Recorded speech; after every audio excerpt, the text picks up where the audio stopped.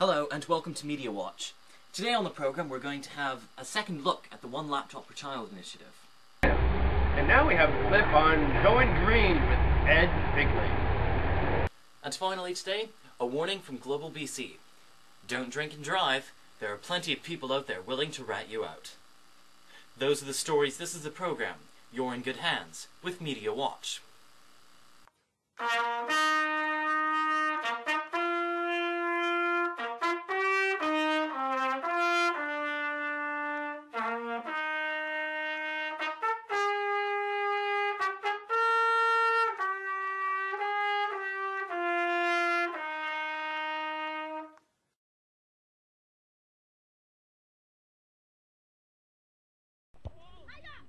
A blazing hot Nigerian morning, but that doesn't stop children at a school in the capital Abuja from playing football.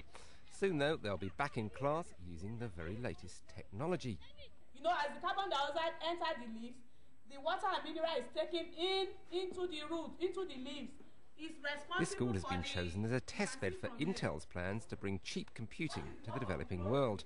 More than 200 specially designed laptops have been provided, and the teachers are already getting to grips with them. They say the children are making rapid progress. It makes teaching easy and learning easy. The students, they are interested, it arouses their interest. And instead of writing on the chalk all the time, the students can even learn on their own. Even when you are not there, their students are able to learn. Let's have a closer look at Intel's Classmate laptop. Now, it's pretty much like a standard PC, a cut-down version of it, really, I suppose. It's smaller. It's more rugged, although it does have these open ports.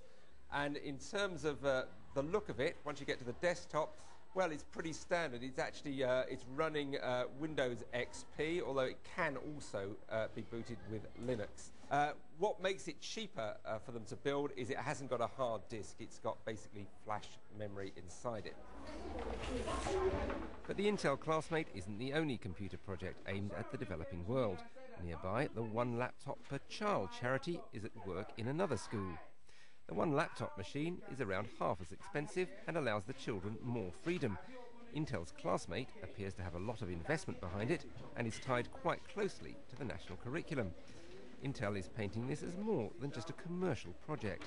Who decides to train 150,000 teachers in one country? Who decides to design curriculums that, better suited for kids around the country? Who pays us for that? Intel is deciding to do it because it knows that that's how you grow an economy, that's how you empower people. That's where our focus is driven. The laptops here are packed away when the lesson ends, and the government seems to prefer this disciplined approach. Nigeria is buying Classmates from Intel, while One Laptop Per Child is still waiting for an order. Rory Kathleen Jones, BBC News, Abuja, Nigeria.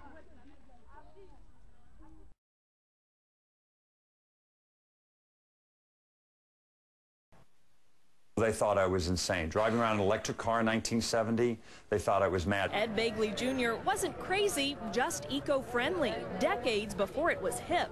Best known for the 80s show St. Elsewhere and films like A Mighty Wind, Begley is also famous for his unfaltering commitment to the environment. Ed Begley, everyone in my community wants to be Ed Begley. The actor and his wife Rochelle are leading by example in their TV show Living with Ed.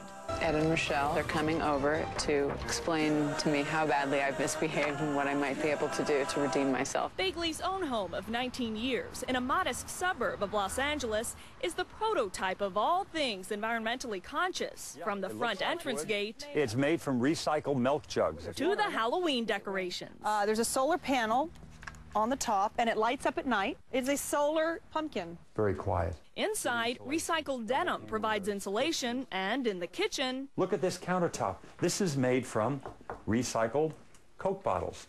outside, Begley has more than 100 solar panels on the roof, a wind turbine, a solar oven for cooking. What temperature is that? 375 degrees, Brooke. Wow. All from the sun. And faux grass made of old tires. You don't have to worry about stealing water from Northern California. You can lay on it. It's very comfortable. Yeah. And it's not only recycled materials, it's recyclable. Begley grows his own vegetables, makes his own compost, charges his electric car in the garage. Solar panels lead to batteries. Batteries lead to inverter. Inverter leads to charger. Or you can just He even cruises around on a hybrid electric bike. Electrons from the sun will power you around the neighborhood. Have your neighbors been influenced by your eco habits? Oh, yeah. Bill Nye, the science guy, lives down the street, and it's a constant, you know, one-upsmanship with Bill and I to see who has more solar, you know, less of an energy bill. Begley believes every effort, no matter how small, is significant and has a tip for anyone hoping to go green. Put one foot in front of the other and proceed slowly and carefully. You know, pick the low-hanging fruit first. Just do something. Start small. Brooke Anderson, CNN, Los Angeles. We are getting...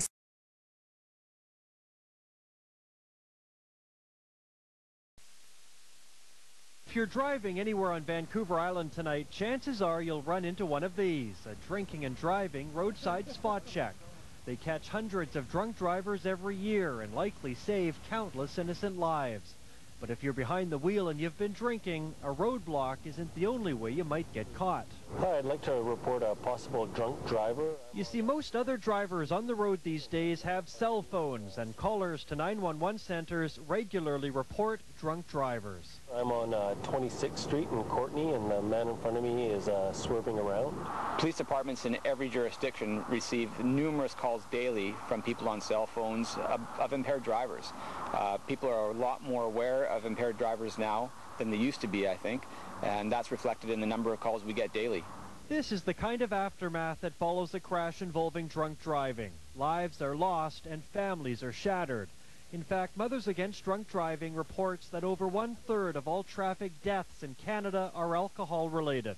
And while cell phones themselves are a driving hazard, they've become a useful tool when used to report drunk drivers. What people tend to notice are people weaving from side to side, changing speeds, driving in oncoming lanes, over the fog line, just erratic driving behavior in general. We are the eyes and ears of the police. And then there's a more organized group of citizens called Citizens on Patrol, out on the streets helping police every day. People like Bob and Diane Bruin and Courtney helping to catch drunk drivers. And we have a system where we call our dispatcher calls the police with what we see. As soon as they get in their car, somebody's got a cell phone and they're going to call. So really it doesn't pay to drink too much and drive because someone's going to report you. And that's the clear message from police tonight, that one way or another, you'll pay for drinking and driving. Alright, we hope you've enjoyed this edition of Media Watch. From all of us at iNet, thanks for watching. Peace out!